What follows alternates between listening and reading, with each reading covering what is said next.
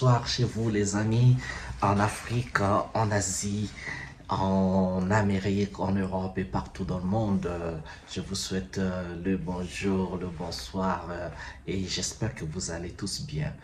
Bon, et je fais cette vidéo pour juste le besoin d'un commentaire sur le discours de Emmanuel Macron, le président de la République française.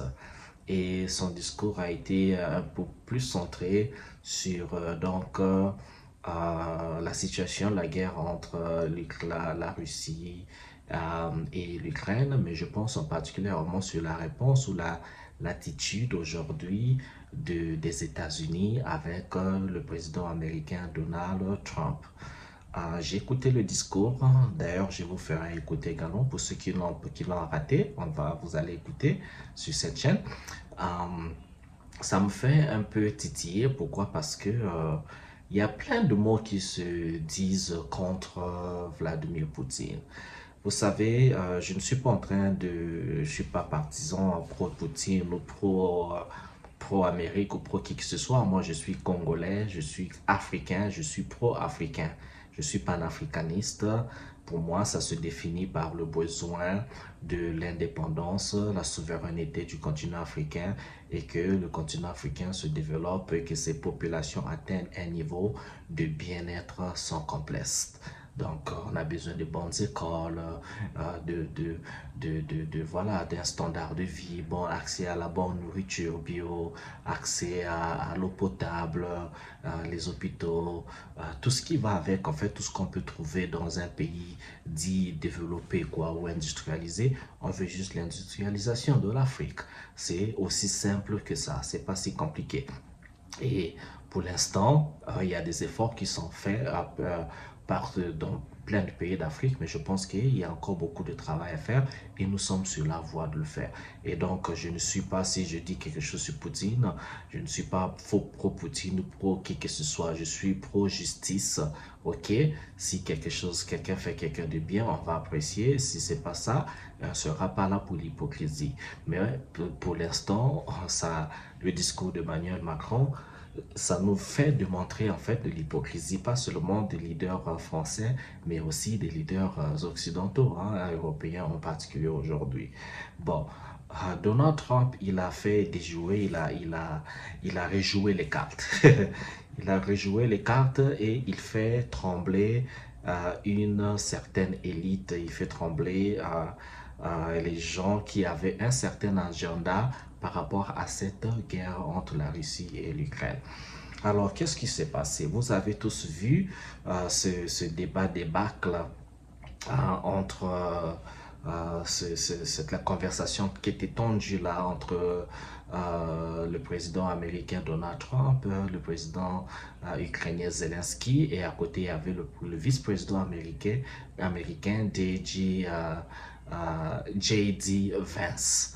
Et vous avez vu le cran qu'avait Vladimir Poutine pour s'opposer un peu et dire certaines choses qu'on ne dit peut-être pas comme ça, s'il faut être employé des termes diplomatiques. Bon, après, ça va partager. Il y en a qui pensent que Zelensky il fallait qu'il réagisse tel qu'il a réagi. Il y en a qui pensent que Trump, il était trop pompeux. Bon, qu'à cela ne tienne, on a vu que le but de cette conversation, ce voyage, cette émission de Zelensky aux États-Unis, c'était qu'il signe un peu le traité de paix ou bien quelques accords de paix parce que Donald Trump veut bien que l'Ukraine cède sur 50% des terres rares que l'Ukraine doit mettre à la disposition des États-Unis pour l'exploitation et cela servirait donc à rembourser les 350 milliards que les États-Unis sous le gouvernement de Joe Biden avaient donné à l'Ukraine. Bon, le chiffre ou la manière dont ces 350 milliards avaient été dépensés, on va le dire en équipement militaire, mais aussi peut-être en cash. À quelle quantité? Bon, ça, on ne saurait le dire. Mais Trump, il est pour Make America Great Again. Il veut donc que tous ceux qui doivent les États-Unis doivent payer parce qu'il veut que l'argent des États-Unis serve aux Américains. Donc, il a le souci de son pays. Et donc, ce débat, cette rencontre devant la presse internationale est partie en caput. Le résultat est que Trump dit il veut la paix. Il veut la paix, mais seulement si les Ukrainiens veulent la paix. Ah, si Vladimir Zelensky veut la paix, il vient, il signe et il a parlé aussi à Poutine, il a eu au téléphone, on n'a pas encore le résultat de toute la conversation qu'il a eu avec Poutine.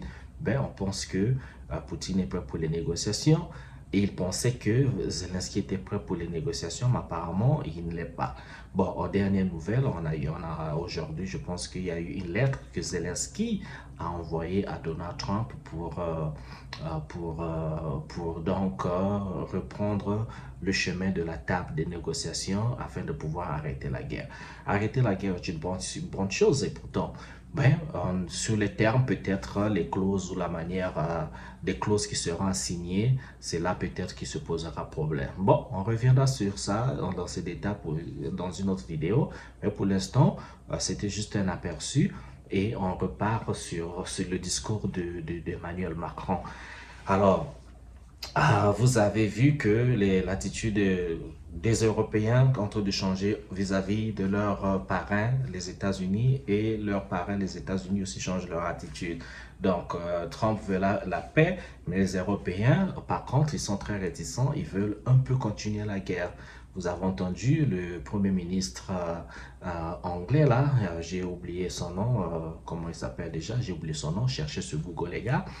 Et il a dit qu'il devait continuer à soutenir l'Ukraine. Il a même décrété d'octroyer plus de 2 milliards de livres, 2 milliards de dollars à l'Ukraine, au soutien à l'Ukraine. Et Macron, dans son discours, qu'est-ce qu'il dit? Il présente la Russie comme étant une menace la Russie qui est à ses frontières, que la Russie est en train de menacer l'Europe, menacer la France. Ça fait bizarre quand même parce que de tous les discours, la plupart des discours qu'on a entendus de Vladimir Poutine, il a toujours parlé de voilà, une ou deux choses. C'est que l'Ukraine reste neutre, que l'OTAN ne se rapproche pas de ses frontières et que l'Ukraine voilà quoi, l'Ukraine le rapprochement de l'OTAN vers les frontières de l'Ukraine et bien sûr ça se ferait que si l'Ukraine rejoignait l'Union plutôt à l'OTAN. Et le dossier de l'Ukraine, de Zelensky, jusqu'à là n'a pas encore été approuvé. Donc, l'Ukraine ne fait pas encore partie de l'OTAN. Et si l'Ukraine faisait partie de l'OTAN, en fait, ipso facto, les frontières, selon les clauses de l'OTAN, s'il y avait donc attaque contre un membre de l'OTAN, c'est tous les pays de l'OTAN qui devaient donc attaquer. Bon, ça ne s'est pas fait de manière officielle, mais on sait que si l'Ukraine tient cette guerre, c'est à cause du soutien des pays de l'OTAN et de leurs alliés américains. Et les Américains ont beaucoup investi depuis le début de cette guerre.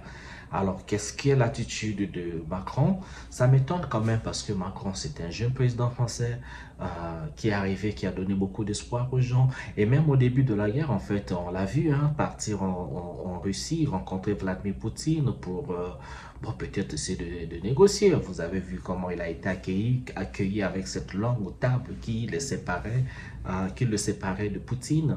Bon, en langage diplomatique, on sait ce que ça veut dire. Et après, Macron, il a continué avec ses diatribes très inconsistants, dans ses discours très inconsistants. Et même le discours qu'on va entendre avec vous, c'est très inconsistant toujours parce que il présente Poutine comme une menace pour l'Europe, une menace pour le monde. Et alors que Poutine dit que la même chose depuis des années, c'est la même chose. Et aujourd'hui, Poutine sait bien se battre avec, il faut dire, c'est l'OTAN. Même si les soldats otaniens des pays membres de l'OTAN ne sont pas arrivés sur le terrain en grand nombre, ce n'est pas les armées de l'OTAN, mais il faut avouer qu'il y a eu plein de mercenaires, plein des employés de l'OTAN qui sont sur place, ceux-là qui sont là pour montrer aux soldats ukrainiens comment manipuler l'équipement militaire. Il faut les former au lancement des missiles, les former au pilotage des avions de guerre et tout ce qui va avec. Et ça, on sait bien qu'ils sont présents. Bien sûr que la Russie aussi fait appel à ses partenaires qui ont fait dans sa stratégie, qui l'ont aidé, en fait, il faut dire, le reconnaître, hein, à soutenir son économie pour que son économie ne dégringolade pas, parce que les plus de 24 000 sanctions contre la Russie, on aurait pensé que l'économie russe se serait effondrée. D'ailleurs, c'était là aussi le point des Occidentaux au départ de la guerre, qu'ils prédisaient que l'économie russe devait s'effondrer, mais contre toute attente, ça ne s'est pas fait et l'économie russe ne s'est jamais autant mieux portée. Alors, euh, pour revoir l'inconsistance et le côté un peu, il faut dire, risible de Macron, qui est en train, en fait, d'avaler la pilule qui est dans l'Afrique, on va regarder avec vous cette vidéo. Bon, ça fait une dizaine de minutes comme ça, mais regardons quand même et tout, on revient pour un commentaire. Allez, à tout de suite. Françaises, Français, mes chers compatriotes, je m'adresse à vous ce soir en raison de la situation internationale et de ses conséquences pour notre pays et pour l'Europe. Et cela après plusieurs semaines d'action diplomatique. Vous êtes en effet, je le sais, légitimement inquiet devant les événements historiques en cours qui bouleversent l'ordre mondial. La guerre en Ukraine, qui a entraîné près d'1 million de morts et de blessés, continue avec la même intensité. Les États-Unis d'Amérique, notre allié, ont changé leur position sur cette guerre, soutiennent moins l'Ukraine et laissent planer le doute sur la suite. Dans le même temps, les mêmes États-Unis d'Amérique entendent imposer des tarifs douaniers aux produits venant d'Europe. Enfin, le monde continue d'être sans cesse plus brutal et la menace terroriste ne faiblit pas. Au total, notre prospérité et notre sécurité sont devenues plus incertaines et il faut bien le dire, nous rentrons dans une nouvelle ère. La guerre en Ukraine dure maintenant depuis plus de 3 ans. Nous avons, dès le premier jour, décidé de soutenir l'Ukraine et de sanctionner la Russie. Et nous avons bien fait.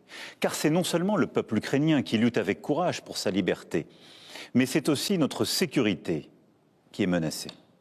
En effet, si un pays peut envahir impunément son voisin en Europe, alors personne ne peut plus être sûr de rien. Et c'est la loi du plus fort qui s'applique. Et la paix ne peut plus être garantie sur notre continent même. L'histoire nous l'a enseigné. Au-delà de l'Ukraine, la menace russe est là et touche les pays d'Europe, nous touche. La Russie a déjà fait du conflit ukrainien un conflit mondial. Elle a mobilisé sur notre continent des soldats nord-coréens, des équipements iraniens, tout en aidant ces pays à s'armer davantage. La Russie du président Poutine viole nos frontières pour assassiner des opposants, manipule les élections en Roumanie, en Moldavie. Elle organise des attaques numériques contre nos hôpitaux pour en bloquer le fonctionnement. La Russie tente de manipuler nos opinions avec des mensonges diffusés sur les réseaux sociaux. Et au fond, elle teste nos limites. Elle le fait dans les airs, en mer, dans l'espace et derrière nos écrans. Cette agressivité ne semble pas connaître de frontières. Et la Russie, dans le même temps, continue de se réarmer, dépensant plus de 40% de son budget à cette fin. D'ici 2030, elle prévoit d'encore accroître son armée, d'avoir 300 000 soldats supplémentaires, 3 000 chars, 300 avions de chasse de plus. Qui peut donc croire, dans ce contexte, que la Russie d'aujourd'hui s'arrêtera à l'Ukraine? La Russie est devenue, au moment où je vous parle et pour les années à venir, une menace pour la France et pour l'Europe. Je le regrette très profondément. Et je suis convaincu qu'à long terme, la paix se fera sur notre continent avec une Russie redevenue apaisée et pacifique. Mais la situation que je vous décris est celle-là et nous devons faire avec. Alors face à ce monde de danger, rester spectateur serait une folie. Il s'agit, sans plus tarder, de prendre des décisions pour l'Ukraine, pour la sécurité des Français, pour la sécurité des Européens. Pour l'Ukraine d'abord. Toutes les initiatives qui aident à la paix vont dans le bon sens et je veux ce soir les saluer. Nous devons continuer d'aider les Ukrainiens à résister. jusqu'à ce qu'ils puissent négocier avec la Russie une paix solide pour eux-mêmes et pour nous tous. C'est pour cela que le chemin qui mène à la paix ne peut pas passer par l'abandon de l'Ukraine. Bien au contraire.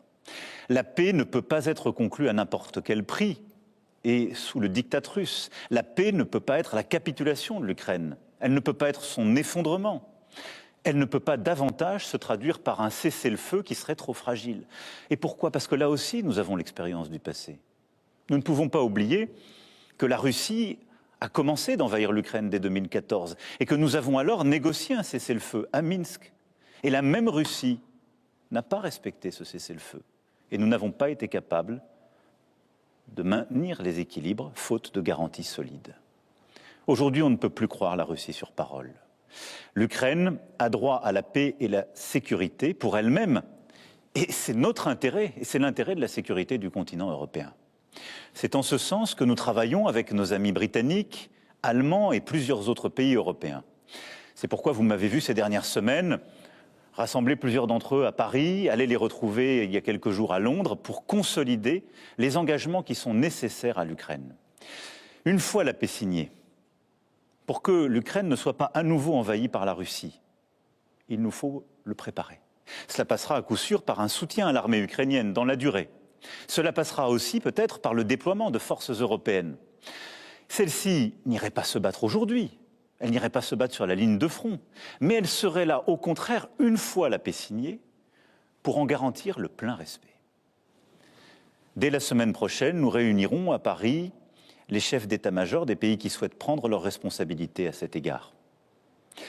C'est ainsi un plan pour une paix solide, durable, vérifiable, que nous avons préparé avec les Ukrainiens et plusieurs autres partenaires européens, et que j'ai été défendre aux États-Unis il y a 15 jours et à travers l'Europe. Et je veux croire que les États-Unis resteront à nos côtés. Mais il nous faut être prêts si tel n'était pas le cas. Que la paix en Ukraine soit acquise rapidement ou non, les États européens doivent, compte tenu de la menace russe que je viens de vous décrire, être capables de mieux se défendre et de dissuader toute nouvelle agression. Oui, quoi qu'il advienne, il nous faut nous équiper davantage, hausser notre position de défense, et cela pour la paix même, pour dissuader. À ce titre, nous restons attachés à l'OTAN et à notre partenariat avec les États-Unis d'Amérique. Mais il nous faut faire plus, renforcer notre indépendance en matière de défense et de sécurité.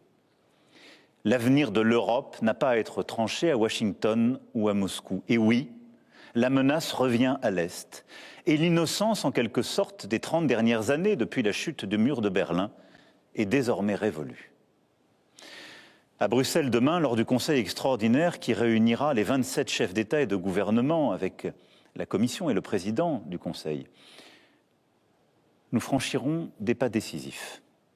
Plusieurs décisions seront prises que la France proposait depuis plusieurs années. Les États membres pourront accroître leurs dépenses militaires sans que cela soit pris en compte dans leur déficit. Des financements communs massifs seront décidés pour acheter et produire sur le sol européen des munitions, des chars, des armes, des équipements parmi les plus innovants. J'ai demandé au gouvernement d'être mobilisé pour que, d'une part, cela renforce nos armées le plus rapidement possible, et d'autre part, que cela accélère la réindustrialisation dans toutes nos régions. Et je réunirai, avec les ministres compétents, les industriels du secteur dans les prochains jours. L'Europe de la défense, que nous défendons depuis 8 ans, devient donc une réalité. Cela veut dire des pays européens davantage prêts à se défendre et à se protéger, qui produisent ensemble les équipements dont ils ont besoin sur leur sol, qui sont prêts à davantage coopérer, à réduire leur dépendance à l'égard du reste du monde. Et c'est une bonne chose. L'Allemagne, la Pologne, le Danemark, les États baltes et nombre de nos partenaires ont annoncé des efforts inédits en matière de dépenses militaires. Alors, dans ce temps de l'action qui s'ouvre enfin, la France a un statut particulier. Nous avons l'armée la plus efficace d'Europe. Et grâce au choix fait par nos aînés après la Deuxième Guerre mondiale, nous sommes dotés de capacités de dissuasion nucléaire. Ceci nous protège beaucoup plus que nombre de nos voisins.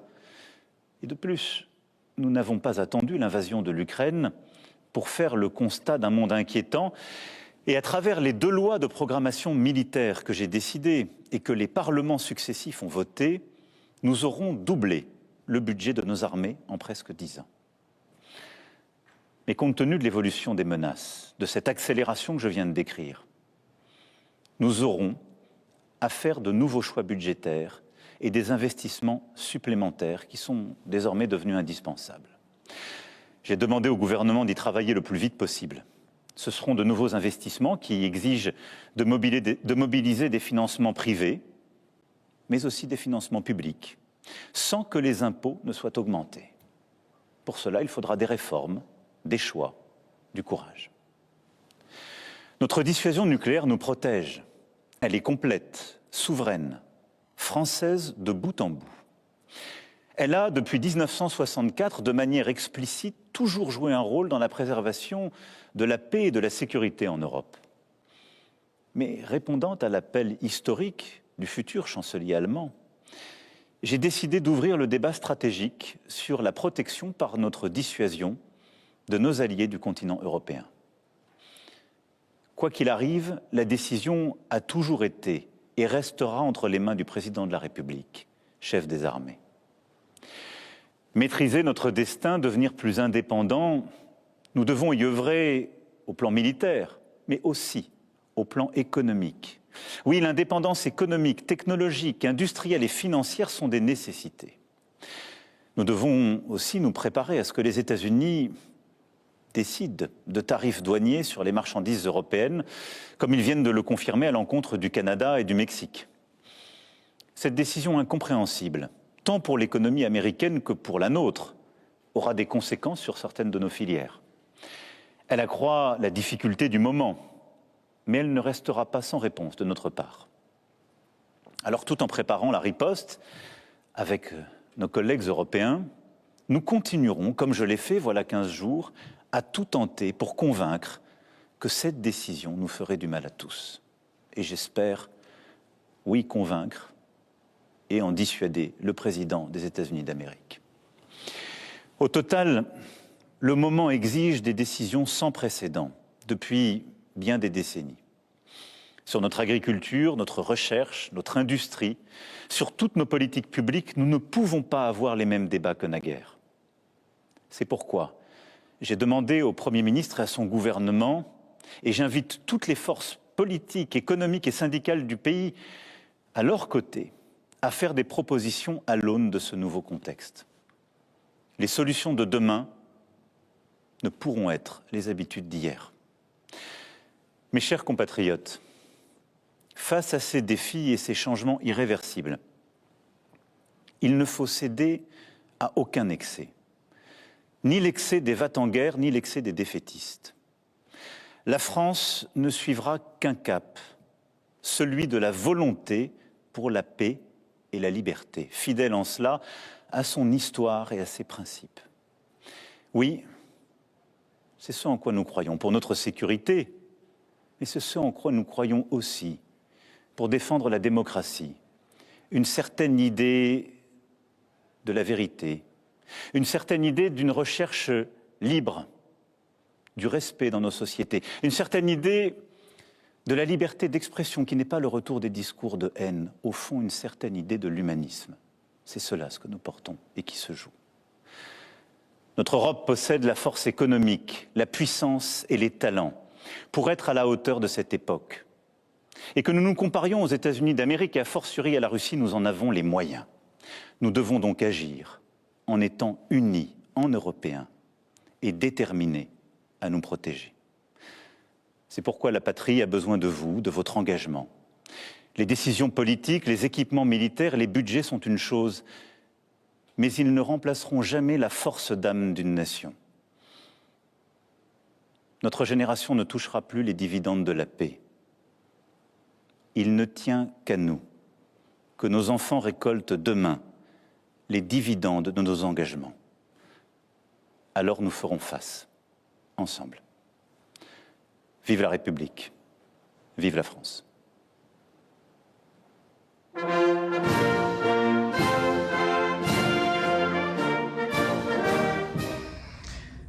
Voilà, c'était là le discours de Macron. J'espère que vous avez pu apprécier et faire le commentaire. Moi, ça me fait rigoler. Pourquoi? Parce que vous voyez les Occidentaux quand ils vont en Afrique, c'est toujours avec beaucoup de condescendance. Même quand ils reçoivent les présidents africains chez eux, quand nos présidents vont chez eux, c'est jamais, il n'y a pas de fanfare. C'est même jamais dans les news. Hein. C'est rarement, peut-être dans les informations, on dit oui, il y a un président africain qui est arrivé là et tout ça, mais c'est comme ça quoi. C'est jamais avec voilà la fanfare que souvent les présidents africains réservent aux présidents occidentaux quand ils viennent en Afrique.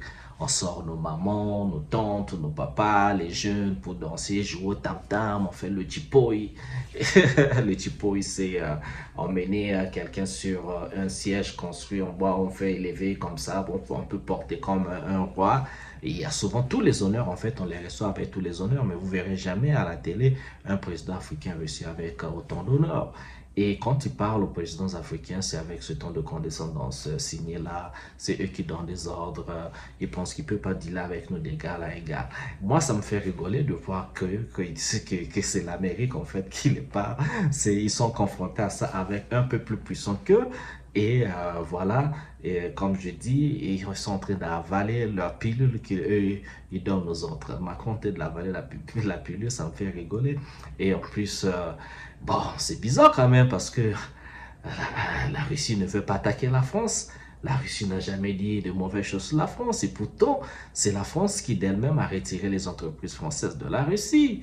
C'est eux-mêmes en fait ce qui se retirent de la Russie. Oui, il y a la guerre, tout ce qu'il veut avec l'Ukraine, mais Vladimir Poutine a toujours été clair. Et si on repart même dans l'histoire, en fait, cette guerre n'a pas commencé maintenant il y a 3 ans. C'est depuis même avant 94, non, 2014, avant que la Russie ne prenne la Crimée. Ça a commencé depuis 1990, depuis les accords de Minsk et tout ça. C'est pas ça, ça n'a pas qu'évolué. Pour ceux qui comprennent l'histoire politique, ils vous comprendrez qu'en fait, cette histoire de guerre a été... la semence c'était préparée depuis 90 en fait. Ça fait un moment en fait. Le reste n'est que le résultat des contrats trahis, des accords non respectés. Et voilà, le résultat nous semble là. Et Macron pense que avec l'armée française, avec les petits joujoux qu'ils ont, ils vont aller attaquer la Russie. Attendez, s'il vous plaît, c'est la troisième guerre mondiale dont vous avez besoin ou quoi? Il faut laisser les gens en paix, signer les accords, prenez votre poulain, votre marionnette de Zelensky. Je ne sais pas en fait, qui représente quoi Zelensky pour vous, on ne sait pas. Ben, vous avez peut-être des deals dans le noir que personne ne saura, peut-être plus tard. Et mettez-vous sur une table, bien, travaillez plutôt sur les causes, des clauses de la paix et signez la paix. Et voilà, vous aurez un continent européen qui va retomber dans la calmie. Pour ne pas que vous répétez l'histoire, même si on sait que l'histoire des guerres dans le monde, les plus grandes guerres du monde, les guerres les plus atroces du monde, se sont toujours passées sur le continent européen, pas ailleurs, le continent européen. Donc, il ne faut pas l'oublier. Bon, voilà, je vais m'arrêter là pour ma vidéo. Moi, je continuerai à voir l'hypocrisie des Européens quand leur langage toujours le deux poids, deux mesures, et ça fait rigoler. Mais nous, c'est pour notre bonheur, nous, Africains, parce que quand on fait ces vidéos, on regarde, un jour, on sera capable de leur présenter et dire, mais regardez, vous vous comportez comme ceci ici, et pourquoi chez nous vous vous comportez comme cela. Mais regardez, si vous voulez être avec nous, on veut bien travailler avec tout le monde, hein, les Africains. Bon, nous sommes parfois un peu naïfs parce qu'on est trop gentils. On veut travailler avec tout le monde, on veut recevoir tout le monde. Bon, mais bon, c'est comme ça que nous sommes faits. Mais on veut des partenaires. La France peut être un partenaire à condition que ce soit dans des deals gagnant-gagnant où tout le monde va manger, votre peuple va manger, notre peuple va manger, votre pays va se développer, notre pays également va se développer. Ce sera pour le bien de votre continent et pour le bien du continent africain également. C'est pas aussi compliqué que ça.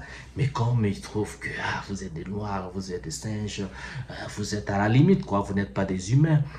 Comment est-ce qu'on va traiter d'égal à égal avec vous? Comment est-ce que vous allez... Mais non, c'est pas possible. C'est là le piège de beaucoup d'Occidentaux, parce que c'est comme ancré dans leur DNA, parce qu'ils ont tout ce complexe de supériorité, cette arrogance, c'est plus fort qu'eux, ils ne peuvent pas se détacher de ça, même quand ils veulent, mais c'est plus fort qu'eux, et c'est ça leur piège, c'est ça qui va creuser leur tombe, parce que dans l'histoire, tout change, les empires sont nés, les empires sont tombés, et ça passe, et c'est cyclique. Merci, on se retrouve à une prochaine vidéo, et je vous souhaite bien le bonheur chez vous. Ciao, ciao.